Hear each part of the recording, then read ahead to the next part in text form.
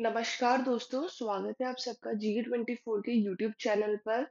जैसा कि हम सबको पता है दिल्ली में मोस्टली हर टाइप की प्रॉब्लम्स हमको मिल जाती है। वहाँ पर रेप इतना ज़्यादा होता है, वहाँ पर पॉल्यूशन इतना ज़्यादा बढ़-चढ़ कर के है। साथ ही में वहाँ पे एक और नई प्रॉब्लम है, वो ये प्रॉब्लम है कि जो दिल्ली में जितने भी स्कूल्स हैं, गवर्नमेंट स्कूल हैं, प्राइवेट स्कूल्स हैं, जितने भी स्कूल्स हैं, उनकी फीस इस तरह से बढ़ रही है रेगुलर बेसिस के ऊपर कि नॉर्मल पीपल हैं जो उनको तो फीस भरने में भी अब हालत खराब होने लग चुकी है।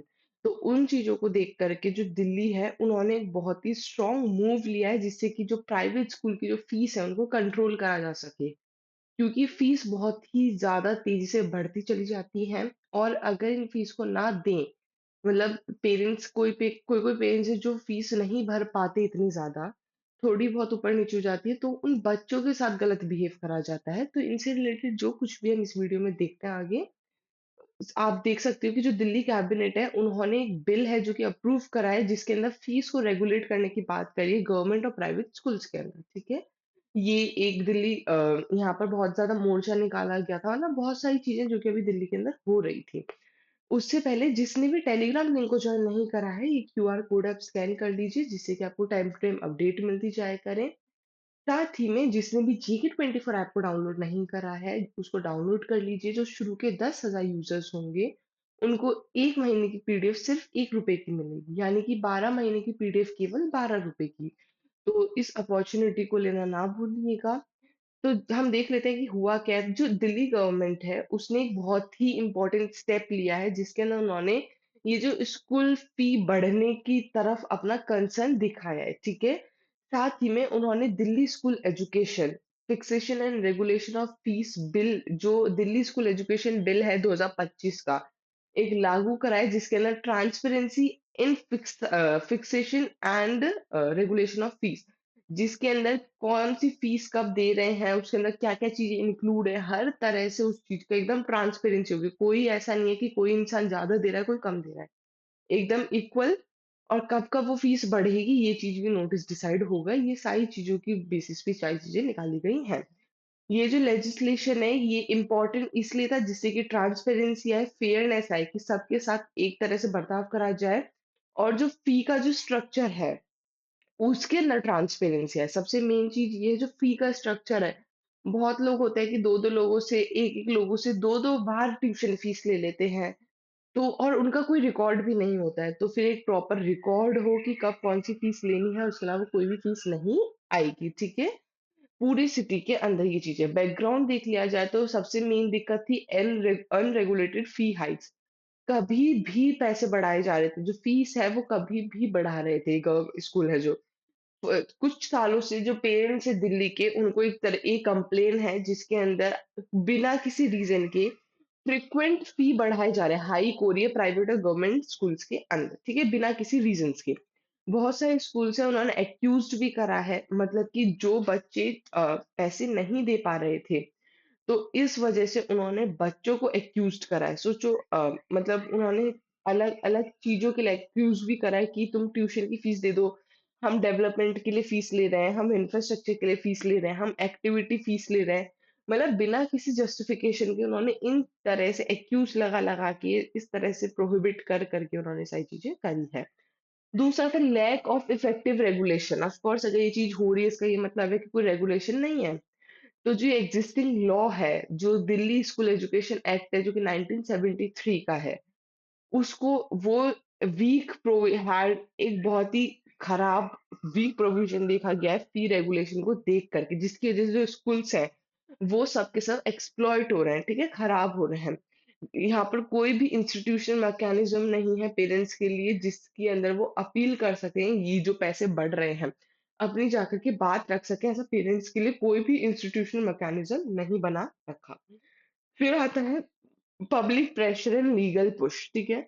कुछ सालों से जो पब्लिक प्रोटेस्ट करे जा रही है, कोर्ट के चक्कर लगाए जा रही है, मीडिया में रिपोर्ट कर रही है कि दिल्ली गवर्नमेंट की बेस के ऊपर, कि जो दिल्ली गवर्नमेंट है उसका जो स्ट्रक्चरल सॉल्यूशन है उसको सही करो, ठीक है? क्योंकि हमको भी इस चीज़ में थोड़ा पार्टनरशिप चाहिए सब चीज़ों में।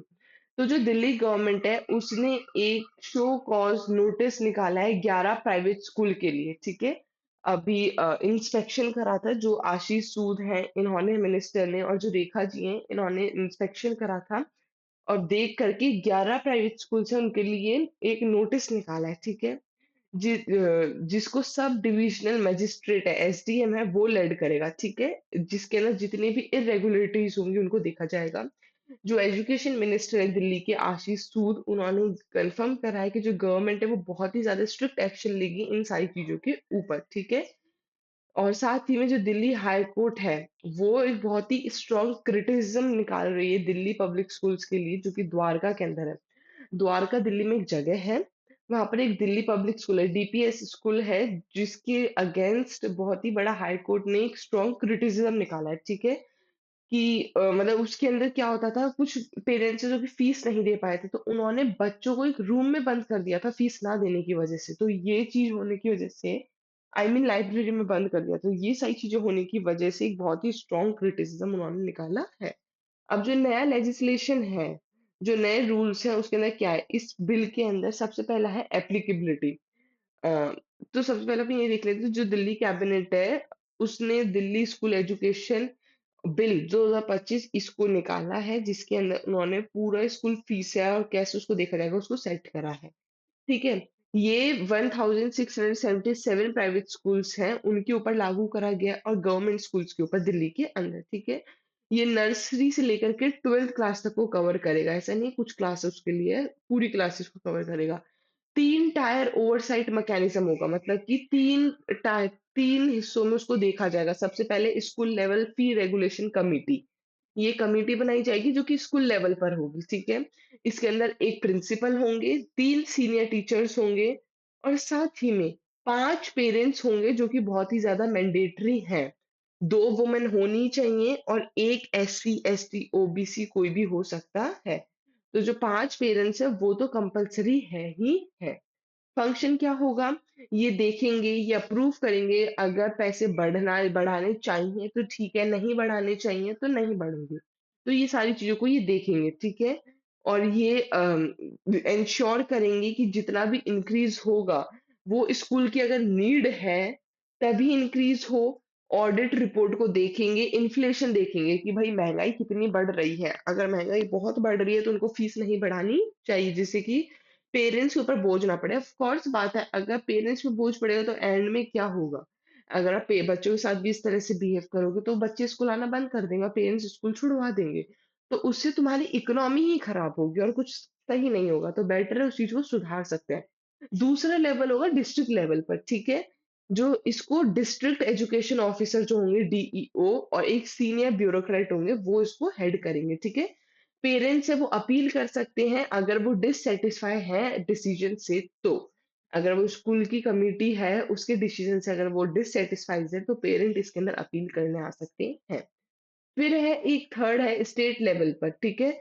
ये एकदम फाइनल अथॉरिटी होगी, इसका जो डिसीजन होगा वो 3 एकेडमिक ईयर है, उससे बाइंड होगा। बाइंड होने का मतलब कि अगर पहले 3 एकेडमिक ईयर्स को देखा जाएगा, मान के चलो कोई स्कूल है, उसने 3 सालों से कोई भी प्रोग्रेस नहीं करी है, किसी भी टाइप की एक्टिविटीज़ नहीं करवाई है स्कूल के अंदर, बच्चे हैं उनका कोई भी इन्वॉल्वमेंट नहीं हो रहा है, तो उनकी फीस बढ़ाने नहीं दी जाएगी। अगर 3 सालों में एकेडमिक प्रोग्रेस है, तभी होगा वरना नहीं होगा। साथ ही में जो यूनिफ़ॉर्मिटी है और जो फेयरनेस है डिस्ट्रिक्ट के अंदर वो देखी जाएगी। पर आता है फी हाइक रेगुलेशन, ये जो पैसे बढ़ रहे हैं उसको कैसे रेगुलेट करा जाए। जो स्कूल्स है वो अपनी फीस हर 3 साल में बढ़ा सकता है और वो भी कैसे ही हम देखते हैं, ठीक है? जो डॉक्यूमेंट्स जिसमें ऑडिट कॉस्ट, इंफ्रास्ट्रक्चर नीड्स ये सारी चीज़ें आएँगी, ठीक है? इनके बेसिस पे डिटेल फी ब्रेकअप देना पड़ेगा कमिटी को, मतलब कि अगर ये ट्यूशन फी है तो ये ट्यूशन फी है, ये बुक्स की है, ये इन सब चीज़ों की है, इसके अलावा और कोई खर्चा नहीं आएगा। बड़ी क्लासेस में फिर प्रैक्टिकल्स के अलग खर्चे लेने लग जाते हैं, तो वो हर तरह से एक पूरी फीस होगी जिसके अंदर आपको देना पड़ेगा। कोई भी बिना प्रायर अप्रूवल के, मतलब ये जो 3 प्रायर्स थे स्टेट, डिस्ट्रिक्ट और स्कूल के बेसिस पे, इन तीनों के बेसिस पे कोई भी डिसीजंस नहीं लिया जाएगा, कोई भी पैसे नहीं बढ़ाए जाएँगे।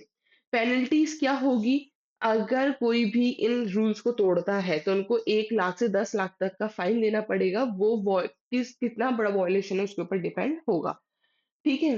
किसी भी केस में अगर ये चीज़ वापस से ये जो वॉयलेशन है वापस से रिपीट हो जाता है, तो जो गवर्नमेंट है वो उस स्कूल को अपने अंडर ले लेगी, ठीक है? एडमिनिस्ट्रेशन के अंडर ले लेगी।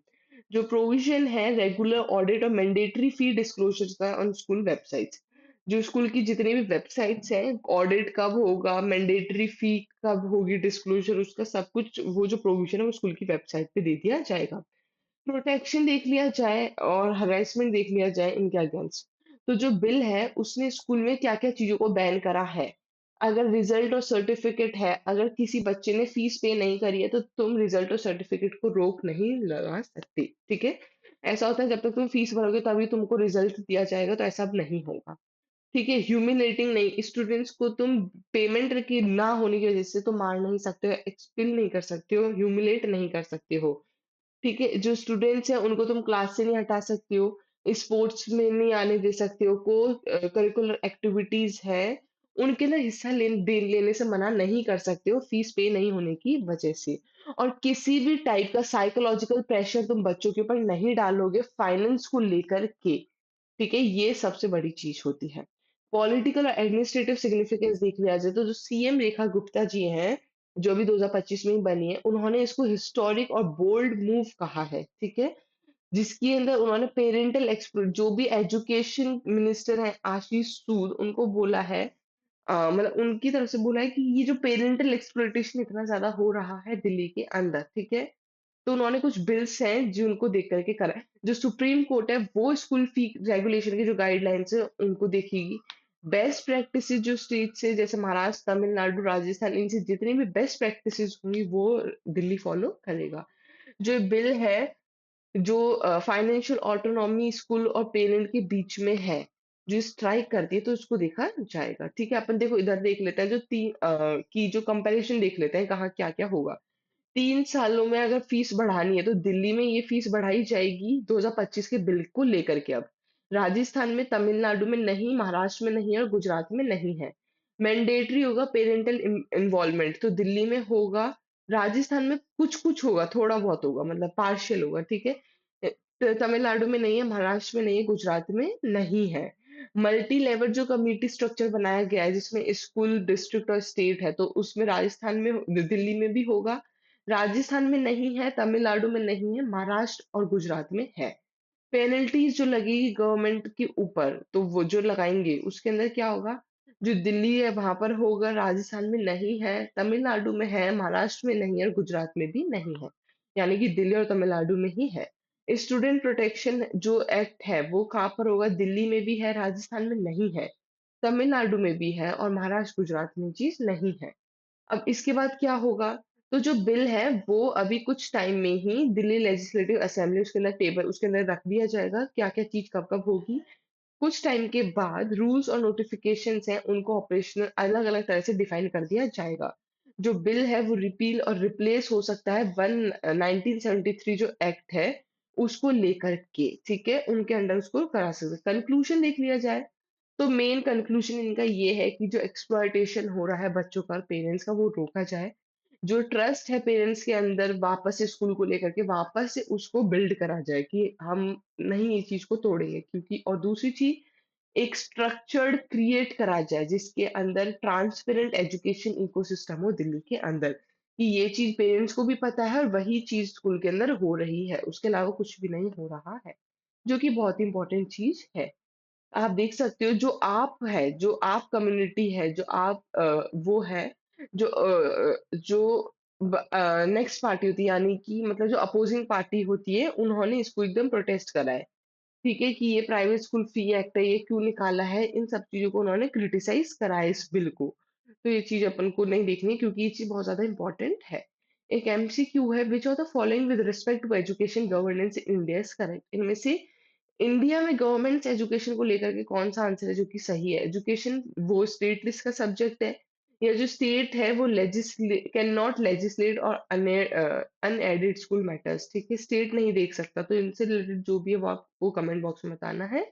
जिसने भी वोकैब 24 ऐप डाउनलोड नहीं करा है कर लीजिए जिससे कि आपकी इंग्लिश और वोकैब बहुत स्ट्रॉन्ग हो जाए। 999 का एडवांस प्लान और 599 का बेसिक प्लान लेना ना भूलिएगा। V10 कोड यूज़ करने पे आपको डिस्काउंट भी मिल जाएगा। साथ ही में टेलीग्राम लिंक जॉइन करना ना भूलिएगा जिससे कि आपको डेली अपडेट मिलती जाएगा और जीके 24 ऐप से जुड़ना ना भूलना। Thank you all for watching this thank you all for watching this session. I hope आपको वीडियो पसंद आई होगी। लाइक शेयर और चैनल को सब्सक्राइब करना। Thank you all for watching this session.